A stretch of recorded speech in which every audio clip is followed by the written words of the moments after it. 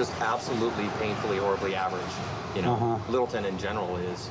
I remember being in 6th grade, and I had to take the math test to get into honors math in 7th grade. And they were like, don't screw this up, because if you screw this up, you won't get into honors math in 7th grade. And of course, if you don't get into honors math in 7th grade, you won't get into honors math in 8th grade, and then in not 9th grade, and not 10th grade, 11th grade, and then you'll just die poor and lonely. And that's it. You know what I mean? It's like, you know, you believe in high school, and and a lot of it's kids, but the teachers and counselors and principals don't help things.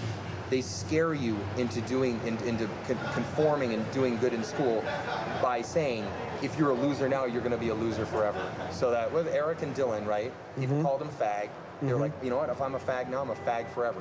And you wish someone just could have grabbed him and gone, dude, high school's not the end of a year and a half or a year, was it? I don't even know. Yeah. A year? No, you just a year. Move out. No, they were 2 weeks. They were weeks away from graduation. Yeah, you're done. You know, it's amazing how fast you lose touch with all those people. They just beat it in your head as early as 6th grade. Right.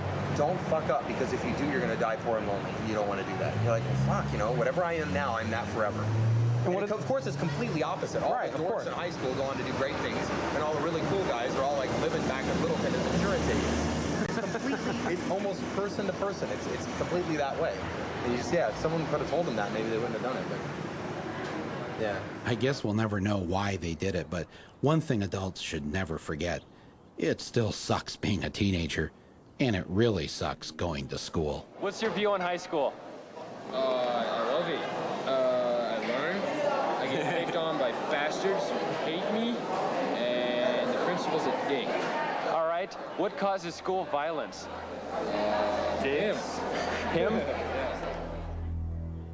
Yes, and after Columbine, it really sucked being a student in America.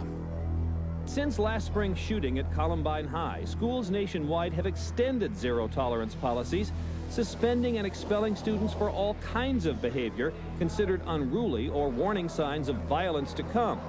This 2nd grader in Illinois was suspended for 10 days for bringing a nail clipper to class. That's a weapon, his school said. An elementary school suspended a 1st grader for pointing a chicken strip at a teacher in the cafeteria. The 8-year-old was fooling around with a friend at lunch last week when he pointed a breaded chicken finger at a teacher and then said, "Pow, pow." Pointed a folded piece of paper like this one, shaped like a gun, and told his classmates he was going to kill them during a game of cops and robbers.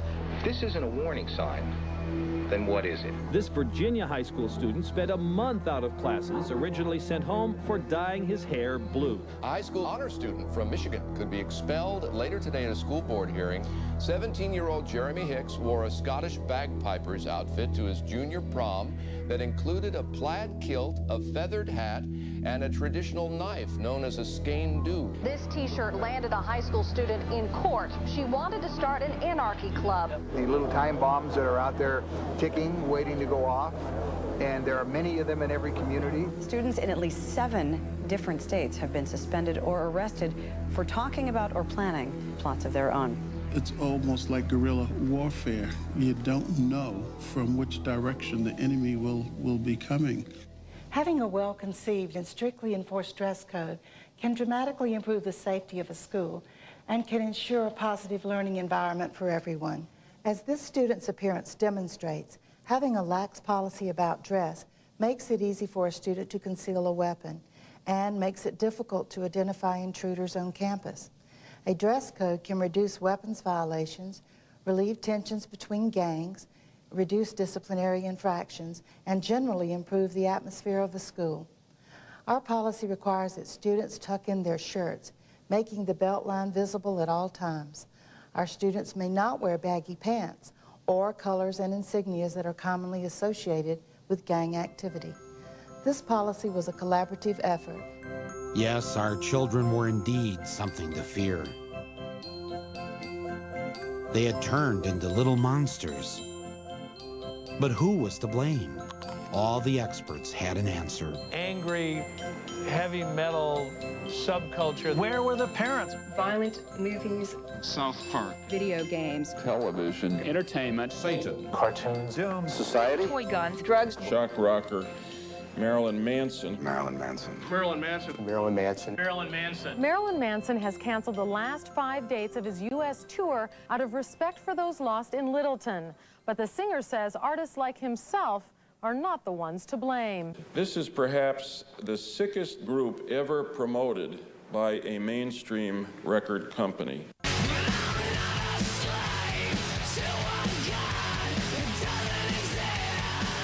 After Columbine, it seemed that the entire focus on why the shootings occurred was because the killers listened to Marilyn Manson.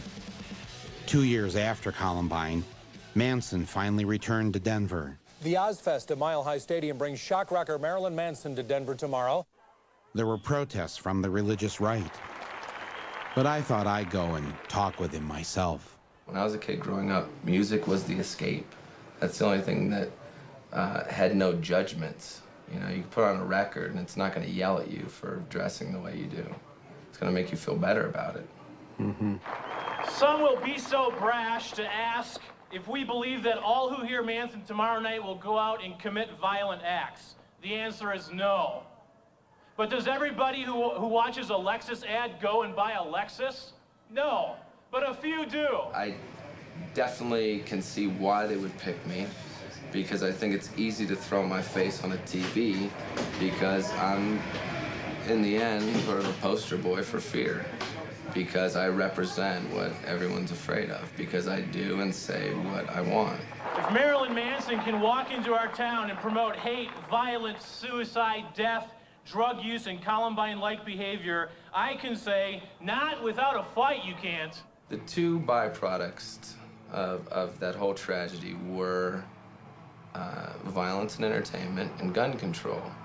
And how perfect that was the two things that we were going to talk about with the upcoming election.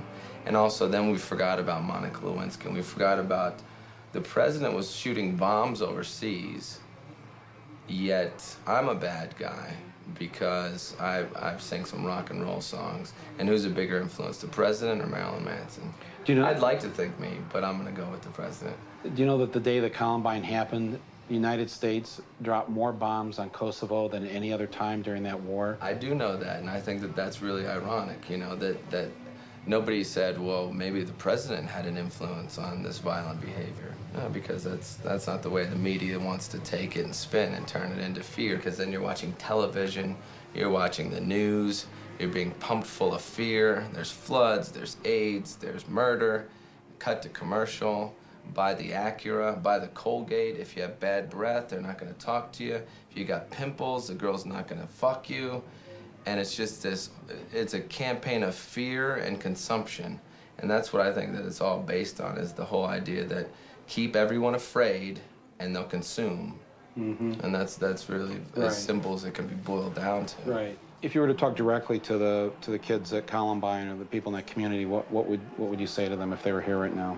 I wouldn't say a single word to them. I would listen to what they have to say, and that's what no one did. I'm Nicole Schlieve, and I'm Amanda Lamontagne. And you went to Columbine? Yes. And you were with Eric and Dylan in their class? Yeah, we were in their bowling class. You were in their bowling class? Yeah. What's bowling class? It's just an elective you can take for a gym credit. Where's the educational value of this? I guess there isn't really any. There's not. Is there any? Yeah, I learned how to bowl a lot better. Yeah. That's for sure. What were Eric Harris and Dylan Klebold like? Weird. Yeah. I mean, not very social. I didn't really know who they were. Yeah. Not very social. Just kind of kept to themselves. How good of bowlers were Eric and Dylan? When we played them, all I remember is they were just like crazy. They would just like chuck it down there, throw the ball down there. Didn't really care too much about how they bowled. They didn't really care about their scores. What were the suspects doing the morning of attack? I told you that I'd heard that they were bowling. That's the only thing that I'm aware of. So did Dylan and Eric show up that morning and bowl 2 games before moving on to shoot up the school? And did they just chuck the balls down the lane? Did this mean something? Well, I guess they went to their favorite class. Why wasn't anyone blaming bowling for warping the minds of Eric and Dylan to commit their evil deeds? Was it not just as plausible as blaming Marilyn Manson? After all, it was apparently the last thing they did before the massacre.